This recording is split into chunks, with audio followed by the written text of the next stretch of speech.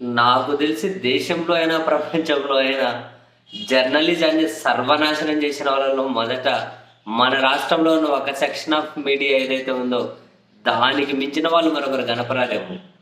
So జర్నలిజాన్ని భ్రష్ట్ అనే పదమే సిగ్గుపడేంత భ్రష్టు పట్టించేశారు.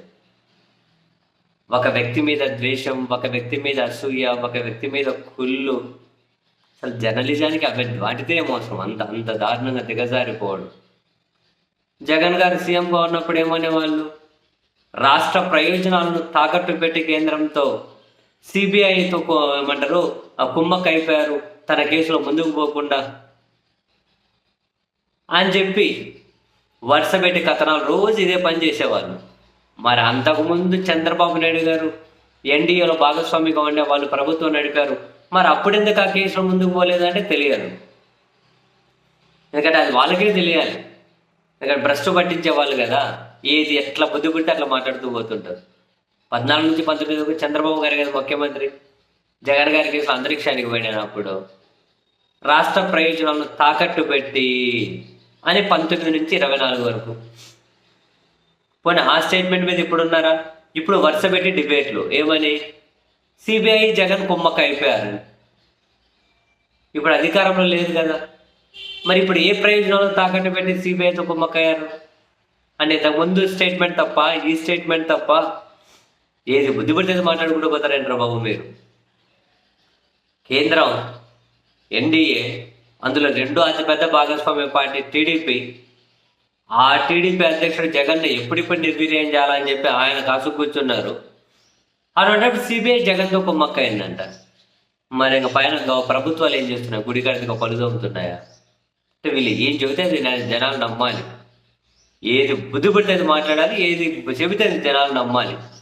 అటువంటి నమ్మే జనాలు ఉన్నారా? జనాలు గొర్రెలనే వీళ్ళ అభిప్రాయం. నేను చాలాసార్లు చెప్పా, ఇది కాస్త కఠినంగా ఉన్నా వాళ్ళ దృష్టిలో అది నిజం. మరి ఏది నిజం? ఎట్లా కుమ్మక్కయ్యారు?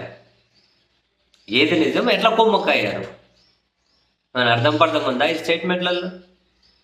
వీళ్ళు వరుస పెట్టి దీని మీద కథనాలు, వీళ్ళ టీవీ ఛానల్లో వరుస పెట్టి డిబేట్లు చేయడం వెనక ఏదో సిబిఐ మీద ప్రెజర్ తీసుకొద్దాం, లేదా ఏదో ఒక పొలిటికల్ ప్రెజర్ తీసుకొద్దాం, రాష్ట్రాన్ని కేంద్రాన్ని మనమే నడిపించేస్తున్నాం, మనం డిబేట్ పెట్టామంటే వాళ్ళ గజగజ వణికిపోయి జగన్ గారి విషయంలో ఇంకా జెట్ స్పీడ్తో వెళ్తారు, వాళ్ళకు ఒత్తిడికి గురవుతారు అని ఒక ట్రాన్స్లో ఉండి వీళ్ళు అటువంటి ఫీల్డ్లో ఉండి ఈ డిబేట్లు ఇటువంటి చర్చకు తెరలేపుతూ ఉన్నారు, ఇలా తెర తీస్తూ ఉన్నారు.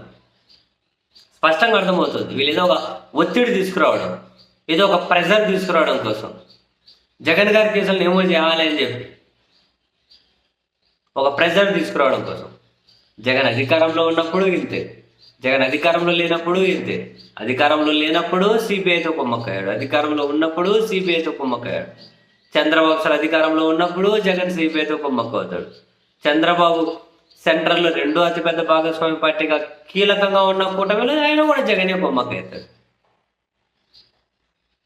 ఎంత నాన్ సెన్స్ చర్చలు, ఎంత నాన్ సెన్స్ డిబేట్లు. రవ్వంతైనా కనుక ఎక్కడైనా కనుక అర్థం ఉందా? రవ్వంతైనా